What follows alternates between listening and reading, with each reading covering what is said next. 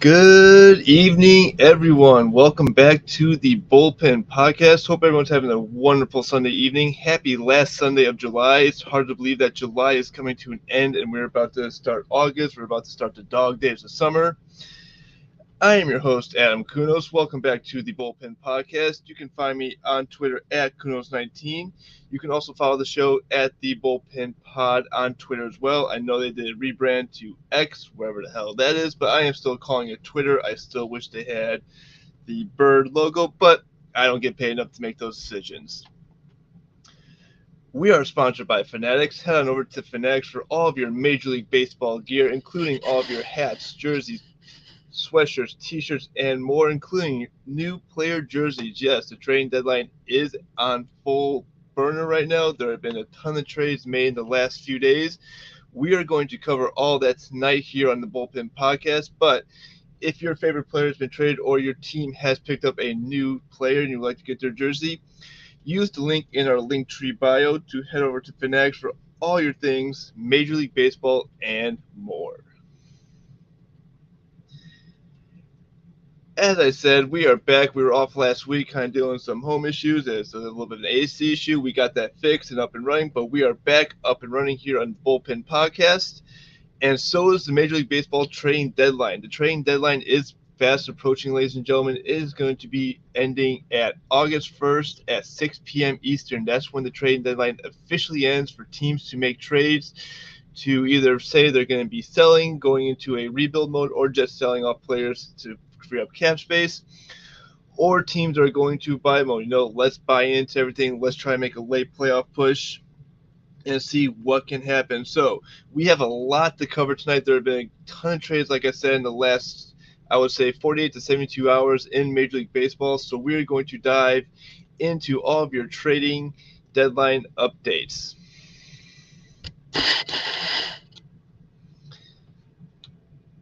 First, we're going to start with the Dodgers. They reunite with Kiki Hernandez. Now, Kiki Hernandez was part of the Dodgers back in 2020, part of their 2020 World Series run. Did sign a deal with the Red Sox after his stint with LA. However, the Red Sox are going into, I believe, a sell mode. They're in a very tough division. So the Dodgers pick up shortstop Kiki Hernandez. Again, was part of the 2020 World Series championship team. So he is back in LA. And this is something that you're going to kind of see familiar with the Dodgers. They are going into kind of a bringing player back mode onto the team. They did bring back another player who was part of the 2020 championship team, which I will mention earlier. What this means for the Dodgers and all, I think it's a good pickup. Kiki Hernandez is a good utility player. He's going to be great at the shortstop position for LA. He can be versatile off the bench as in the starting lineup. He can also play a little more infield, and I think he's just going to fit well back in LA. Wasn't having that bad of a career in Boston, but I think he's going to have more of a rebound once he gets over to LA. Once he gets back playing with LA, he'll have a little bit more of a rebound. Next trade we're going to talk about, and one that kind of like I was expecting to happen as a White Sox fan, but I wasn't sure who's going to be traded to, is Lucas Giolito and Ronaldo Lopez. They are both in LA to the Angels now. Now, the White Sox, again, not that great of a season this year. They're already 60-plus losses. They just split a series with the Guardians over the weekend. So the White Sox are going into a sell mode. They are pretty much rebuilding for next year. I'm not sure how bad this rebuild is going to be. We did see a little bit of a rebuild from 2013, 2019, when they went that really deep dive rebuild.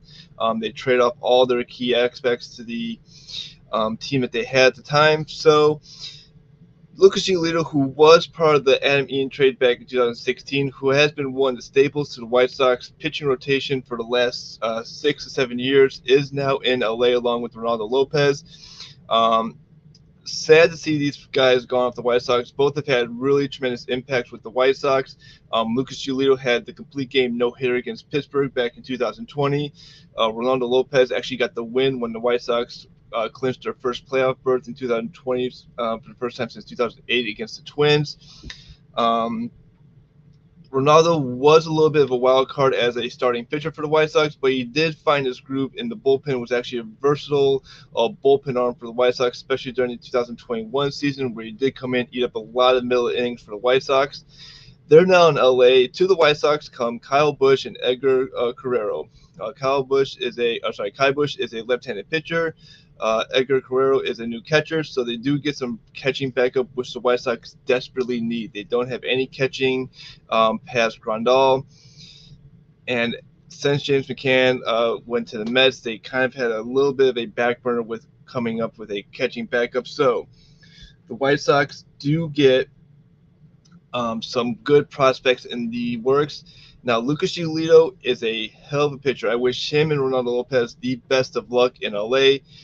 It's sad to see these guys playing with different teams, but that comes with the business side of baseball, and that's something we're going to talk about in a few weeks here, which I'll tease at the end of the show. Now, the next trade that is coming, I wasn't expecting this trade to an interdivision team. I thought he would be moved somewhere outside the division or back into the American League, but the Brewers land Carlos Santana for shortstop Johnny Severino. Now, the Brewers do get a good first baseman DH. I like this pickup by the Brewers. They get a good bat in Carlos Santana.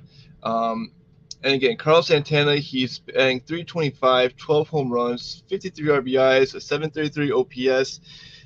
Again, a good pickup for Milwaukee. I like the pickup that they have. It definitely brings a good veteran presence to his team, a good bat to his team, and I think it's going to help the Brewers down the long run. Now, in the standings right now, the Brewers are just a half game back of the Reds, so they're still in this division chase with the Reds, and I think adding Carlos Santana to this mix does give him a little bit of an edge over Cincinnati, who do have Joey Votto, who is back from injury and is playing very well. So it's definitely going to be a good race between the Brewers and the Reds going down the pipeline. Now, the Pirates, they had a great start to the season. I thought they would be able to hold on a little longer. They're sitting at 47-58 right now, so they have kind of fallen after a hot start to the season. Unfortunately, they're kind of going to be going into not necessarily a rebuild mode, but more of a less prep for next year. They had a great start to the season. I would love to see this team add a few more pieces, maybe a little more pitching in the bullpen and the starting rotation. But I think that the Pirates will be relevant in the next few years. Maybe not in 2024, maybe starting in 2025. But I like what they did with bringing Carlos Santana in to start the season. It did pay dividends with a good veteran presence in that clubhouse. It did help this team a lot, and I think that it will kind of keep this team motivated going forward. Back to the Dodgers. Now, the Dodgers get another shortstop in Ahmed Rosario, and they dealt Noah Syndergaard to the Guardians.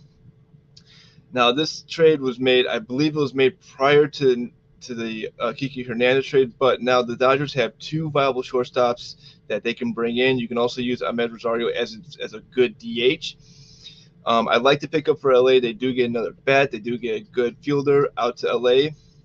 Now, in return, the Guardians do get Noah Syndergaard, who hasn't pitched since June 7th. He has been dealing with injuries all season long. He's about to make his third minor league rehab start, or actually has started his third minor league rehab start, and should be back in pitching for the Guardians. I would say sometime in August. Again, Syndergaard hasn't been the same since he's left New York. He's been dealing with a lot of injuries. He's been doing a lot of just staying healthy as more of a concern for him. Now, the Guardians, they're sitting a half game back of the Twins in the AL Central. And again, that doesn't say a lot about how bad that division is. The Twins are just a game over right now at 54-33. The Guardians are sitting at even 53-53 right now. So it doesn't say a lot that the Guardians are trying to make moves. But again, that division is so weak that this could help them eat up just a few innings. But it all depends on if Syndergaard can stay healthy. That is the biggest question mark in this trade that I have is, can Noah Syndergaard stay healthy? Rosario, I think he's going to do great at Dodger Stadium. It's definitely a good hitter's park. He's not going to deal with the mini green monster that the Progressive Field has. It's a little more friendlier hitting park, especially when you go down the lines with a short wall. But I think he'll do well over in Dodgers.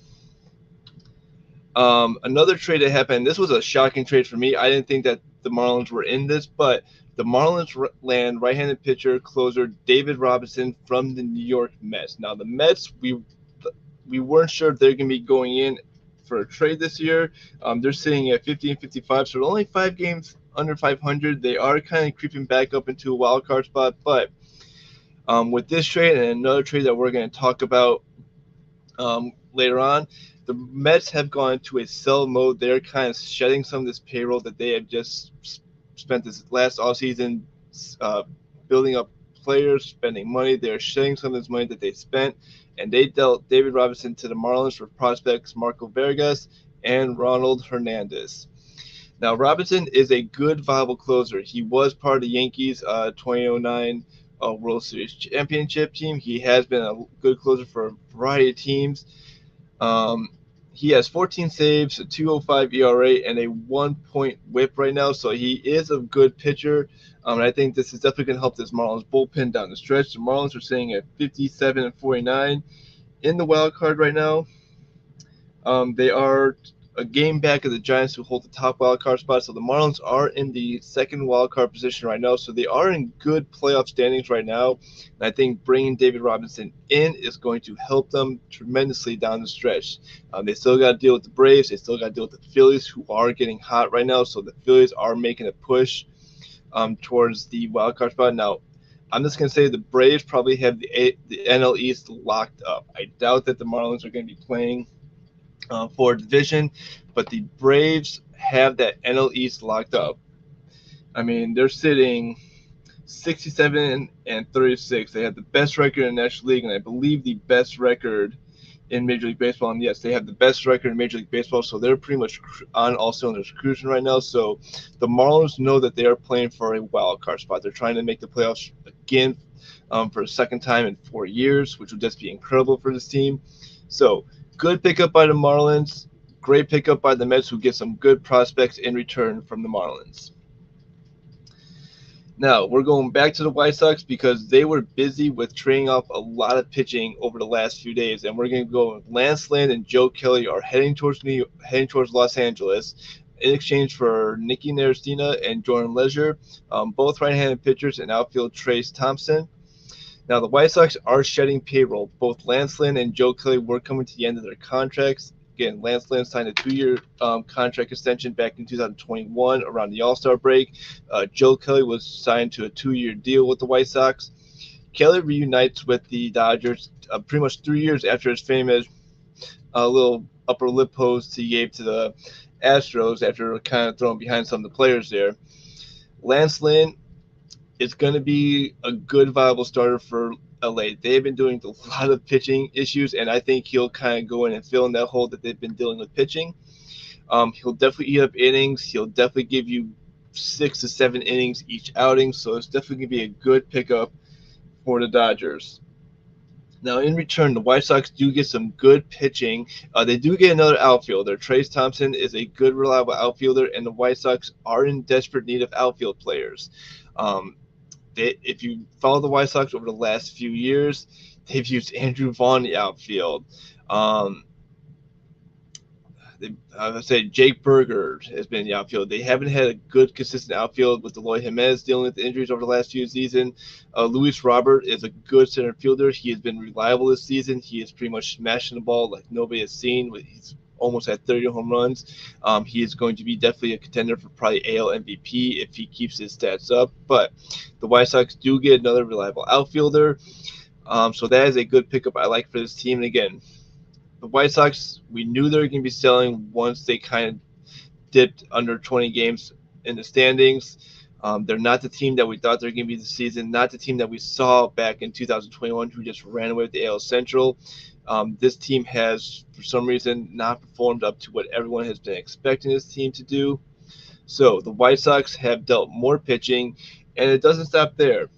The White Sox also send Kendall Graveman back to the Astros. Now, Kendall Graveman is back with the Astros again. As he was there part of the 2020 season, he was dealt to the Mariners, signed a deal with the White Sox. Now is back with Houston. So Houston does get Graveman back in the bullpen. And in exchange, the Astros do send catcher Corey Lee to the White Sox. So again, the White Sox do pick up some good catching in return. But the Astros do get Graveman, who is 3 for 4 this season with a 3.48 ERA, 44 innings of pitching, and 1.2 whip on this season. So he has been a good pitcher. Has seen a little inconsistency.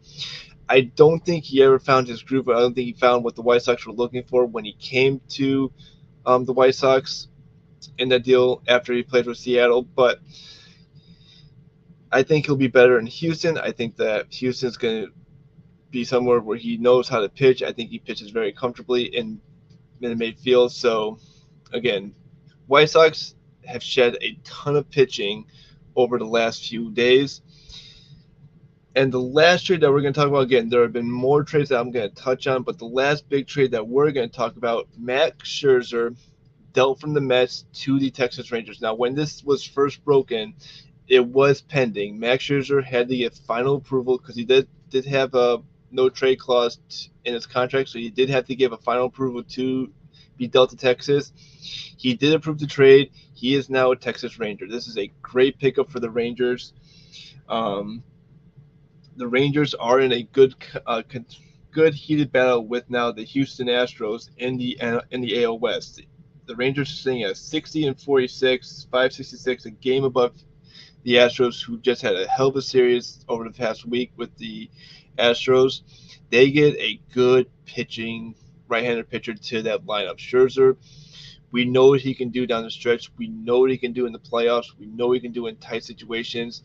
This is a great deal for Texas. And I got my logos mixed up. I do apologize. Scherzer should be with the Ranger logo. But the Mets do get infielder Luis Angel Acuna, and that name sounds familiar. He is the brother of Ronald Acuna Jr., number 3 prospect that is going over towards New York. So again, great deal. I think that the Mets do shed some pitching and they do shed a lot of payroll because they are going to still be covering a good chunk of Scherzer's contract. But they do get some good infield prospect. He'll probably spend some time in the minors the rest of the season. He could see some time with the Mets towards the end of the season if they decide to bring him up and just give him some time with the big club, see what he can do. But I do expect him to see some more playing time next year or 2025. Now, there have been some more deals that have come down over the last few hours. One thing that we are going to talk about is that Shohei Ohtani was on the trading block at some point. There was a point where the Angels were shopping Shohei Ohtani. It came that Baltimore, Arizona, the Yankees, the Dodgers, the Rangers were all calling Los Angeles to see what they can get for Ohtani. But they pulled Ohtani off the trading block, and then 2 hours later, they make the deal for Lucas Giolito and Ronaldo Lopez. But after they pull Ohtani off, he has a hell of a doubleheader in Detroit. Throws a complete game shutout, his first complete game shutout against in his major league career, and then knocks 2 home runs as a DH the following game in the doubleheader. He just goes and shows at LA that he is there, and the Angels are going in all in for this year. They're going in for a playoff push. I think they got it. They bring in 2 infielders from Colorado to give them some good middle infield depth. They got some good pitching in Lucas Giolito and Ronaldo Lopez. So the Angels are going in, and I think they're going to be playing for a wild card spot. They're sitting at 55-51, 4 games back in the wild card, so they are going to be contending for a wild card spot. The Braves did pick up some new prospects as well, and also some new infield players. So the Braves are making some minor deals, so they are going in. A team that I did not expect to, or I expected to make a deal that are kind of in limbo, are the San Diego Padres. Now, the Padres are sitting at 52-54, 8 games back in the NL West, 5 games back in the wild card. A lot of questions were being asked about the Padres. Were they going to make a deal? Were they going to stay put? They're kind of sitting in this middle limbo here, ladies and gentlemen, about what they're going to do. How are they going to be moving forward? They got to the NLCS last year. They got over the Dodger hump in the playoffs. But this year has not gone the way they wanted to do. Even with Tatis Jr. back in the lineup, they are still underperforming. They're not getting the same pitching that we thought they're going to be. Juan Soto is having a good year, but I don't think the mix with Tatis Jr. is going well. So what are the Padres going to do? Will they make moves? Now, there are still a few days left before the trading deadline does officially kick in, so the Padres could still potentially make some moves. Now, whether they decide to just say, we're going to keep steady, we're going to see how the season plays out, and maybe in the offseason make some more moves, see where that goes. We'll see. But what the Padres are going to do is anyone's guess right now. I have no idea what they're going to do. So the Padres will be kind of that little wild card. Now, who can still be traded is anyone's guess. I do have a list of players here on my laptop on players that could still be traded. This list went from about 15 players down to about 9 players as I was getting the show ready. Players were coming off the list because they were traded. But you got right-hander Scott Burrow, the Royals. According to MLB, he could be heading to LA for the Dodgers, the Rangers, or even the Rays. Jeremy Colonero from the Nationals has been rumored to go to the Marlins, Twins, and Yankees.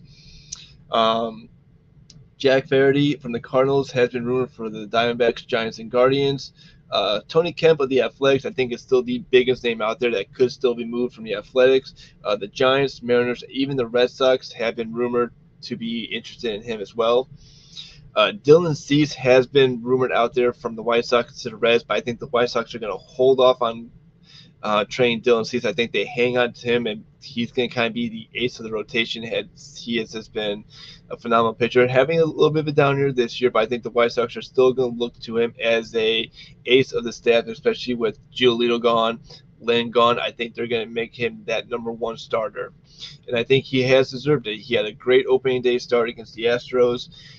He is a potential Cy Young candidate if he does have a great year. I don't think it's going to be in this year, unfortunately, but I think Dylan Cease does stay put.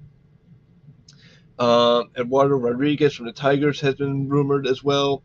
Jordan Montgomery from the Cardinals. Jordan Hick from the Cardinals. There's still a lot of good talent out there from teams that are still going to be potentially selling. Justin Verlander has been rumored out there. He notched win number 250, so congratulations to Verlander on picking up career win number 250, which is most among active pitchers right now. Again, we still got a full day of Monday trades to go through. We still have Tuesday to go through. Is when the trade deadline does end. So stay tuned to the Bullpen Podcast. We will bring you the latest updates and trades as they happen. Now, as we talk about the trades, let's go back in history, ladies and gentlemen, and talk about some of the biggest trades in Major League Baseball. And this is an article that MajorLeagueBaseball.com did post, and I went through and I kind of went through and saw the top 5 trades over the last, I would say, 15 years that have been listed by Major League Baseball. And the first one I'm going to talk about is in 2008. Mark Teixeira traded from the Braves for Casey Koshman and Steve Merrick to the Braves. Teixeira goes to the Angels. This was a good rental player for the Angels. Outcome of that trade is the Angels won the AL West that year, but lost to the Red Sox in the ALDS. But Teixeira would only be a rental player for the Angels, as he would sign a multi-year deal with the Yankees following year and eventually win his first World Series with the Yankees in 2009. But what the Angels got from Teixeira leaving was Mike Trout. Since Teixeira signed with the Yankees had to forfeit their 25 draft pick to the Angels, as he was a restricted free agent. But the Angels took that 25th pick and drafted Mike Trout, and the rest has been history for Trout in LA. Another trade I'm going to talk about, we're going back to 1999 for this one, before the turn of the century. Randy Johnson traded to the Astros for Freddie Garcia, Carlos Guillen, and John Helamat to the Mariners. Now, this was a deal that, at the time it happened, shocked baseball. We never thought that Randy Johnson would leave Seattle after being dealt there from Montreal. When he got to Seattle, he kind of found his groove. He was a Cy Young candidate. He helped the Mariners in 95 and 97, but went to Houston and absolutely just destroyed National League pitching. Went 10-1 with a 1.28 ERA, 116 Ks, and only give up 12 runs in 11 starts. He would only give up 1 run in 17 innings of work in the NLDS to the Braves. But, again, he would only stay there for a half season, as he was signed with the Diamondbacks the following year. Freddie Garcia would have a good career in Seattle before being signed by the White Sox and winning a ring with the White Sox in 2005.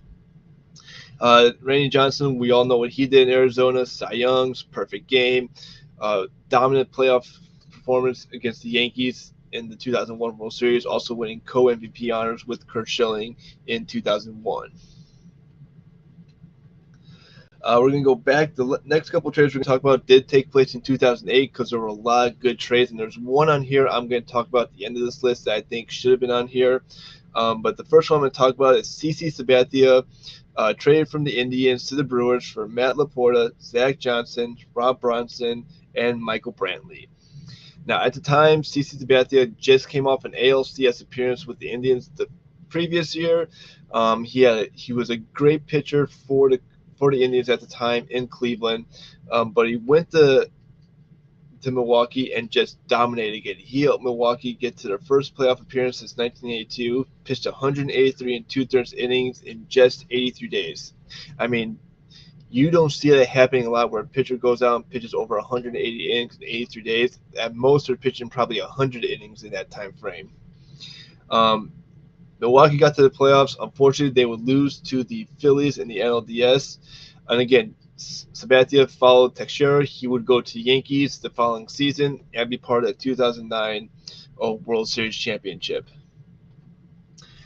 The next trade we're going to talk about, this was a big blockbuster shocker that I think shocked everyone when it happened. Manny Ramirez traded to the Dodgers for Adam LaRoche, and this was part of a three-team deal. So this is a deal with the Pirates. So the Dodgers get Ramirez, the Pirates get Adam LaRoche and Brian Morrison from the Dodgers, and also Craig Hansen and Brandon Moss. And Jason Bay goes to the Red Sox. So a three-team deal. We saw three high-caliber players moved.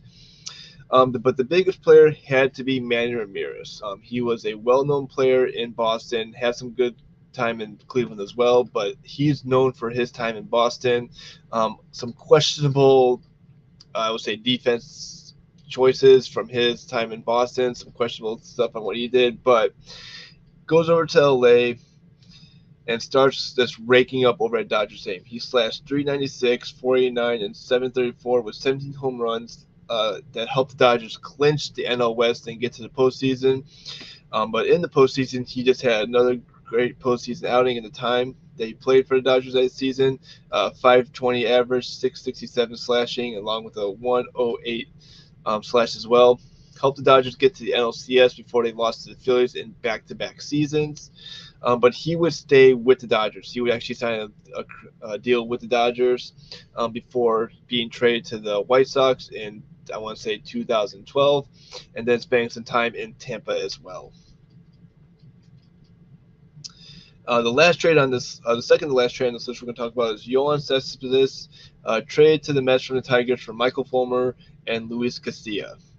Now, Cespedes was part of that Mets NL championship team back in 15.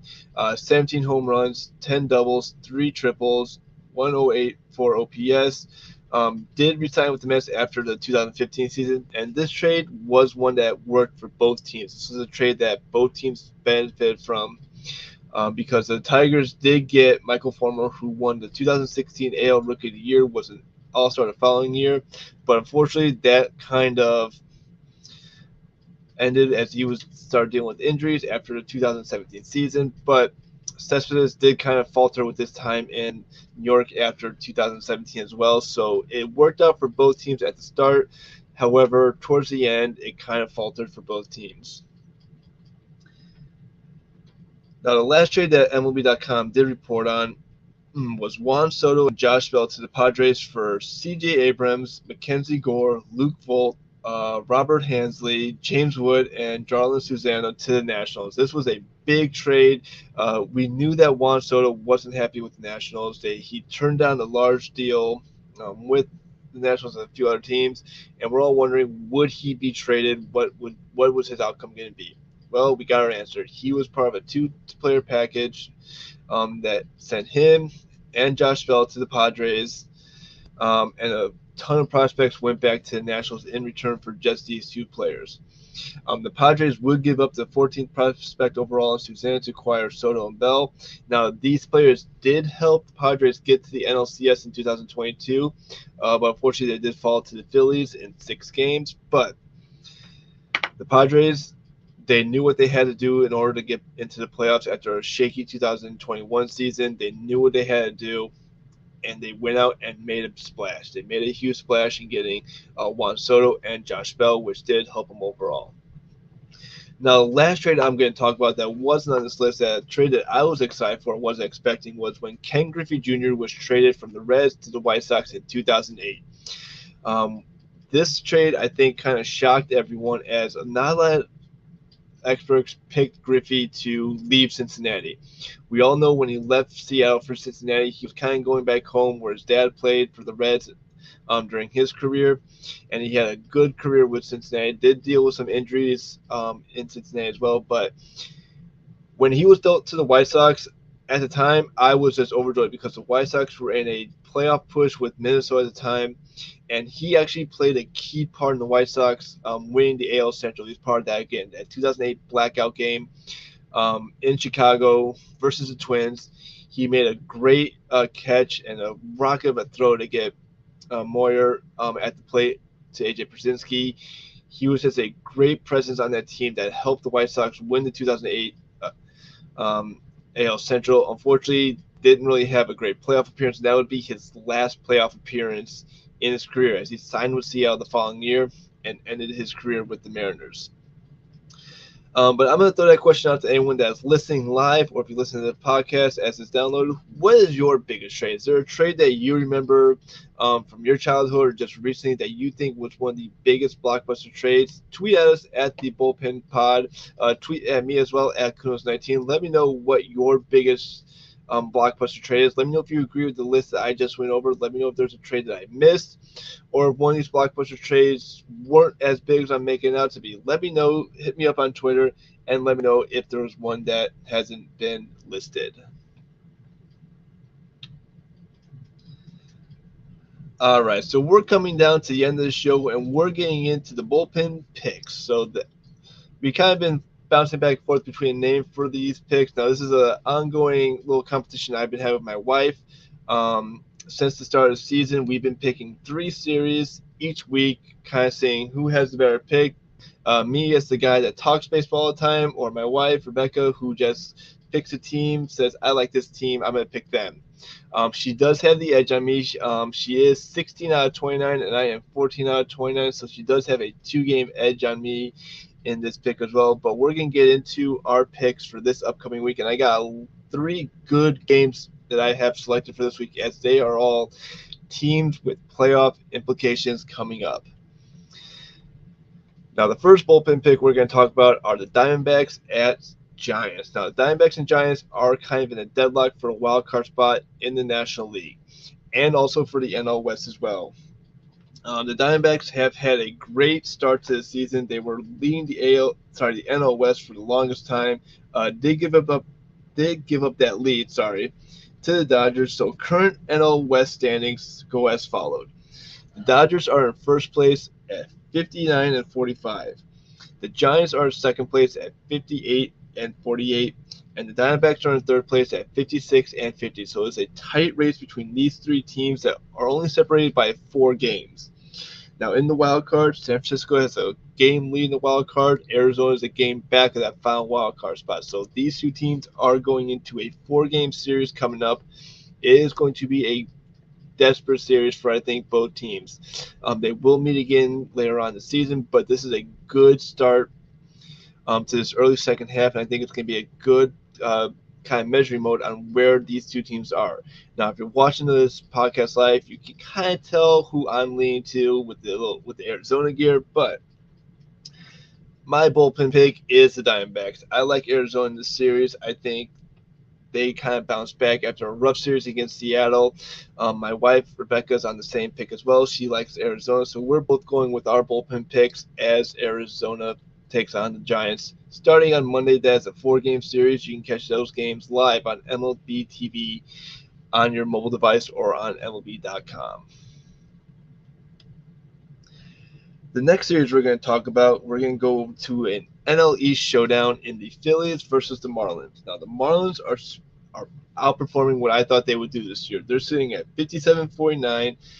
They're 11.5 games back of the Braves, but again, I think the Braves have this NL East race kind of locked up. They're going to kind of be going with that. But the Phillies are making another late charge. They kind of had a slow start to the season, but they are making a late charge, and this is something that we saw them do last year. They kind of snuck in. They got that 3rd wild card spot, and ran with it all the way to the World Series. So they come in at 56-49, a half game back of the wild card, and they're going to Miami in a good division series against the Marlins. This is another 4-game series that kicks off Monday.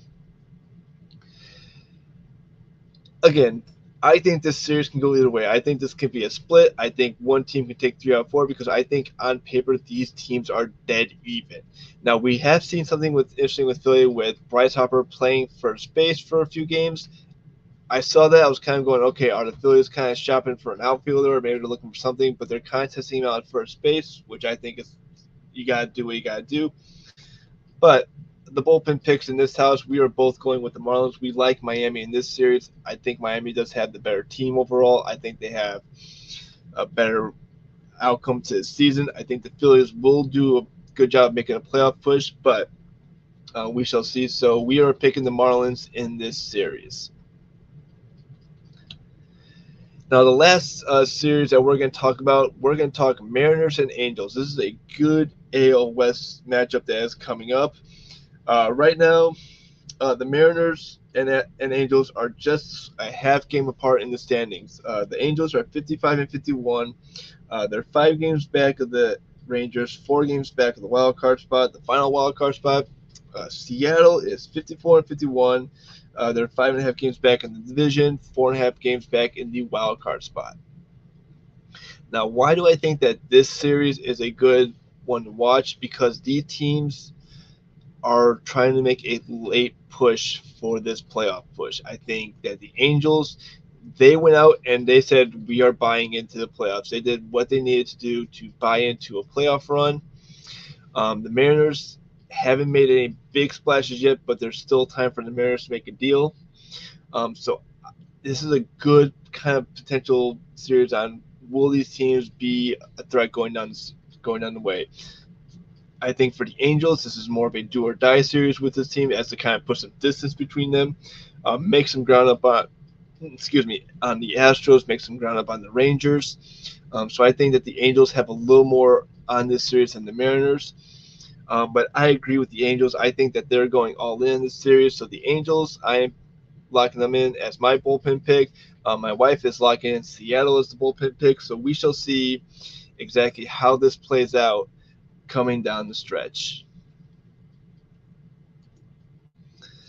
All right, we're coming down to the end of the show. I want to thank everyone for tuning into this podcast, the downloads. I am going to say we do have a new podcast coming up in this house. So if you want a different podcast, I recommend you go listen to the Live, Laugh, Chat podcast, hosted by my wife and her friend Alexis. They do shows every Wednesday. That podcast is available for download on Spotify, Amazon, Google. We were working on getting that download to Amazon, but I recommend going to download that podcast for just a nice little friendly listen. Next week, we're going to have a good show next week, ladies and gentlemen. We're going to be talking more the business side of baseball, business side of sports. I'm going to have a special guest, Lee Elias, on, part of WeLiveHockey.com, the Elimination Cafe, and just a very good knowledge when it comes to working in sports. We're going to sit down. We're going to talk more about the business side of sports, so stay tuned for that show next Sunday at 10 p.m. But until then, ladies and gentlemen, don't forget to download this podcast wherever you listen to your podcast on Apple, Google, Spotify, Amazon, iHeartRadio, Spreaker. Thank you very much for tuning in. Have a wonderful Sunday. Enjoy the start of August, and we will see you next Sunday.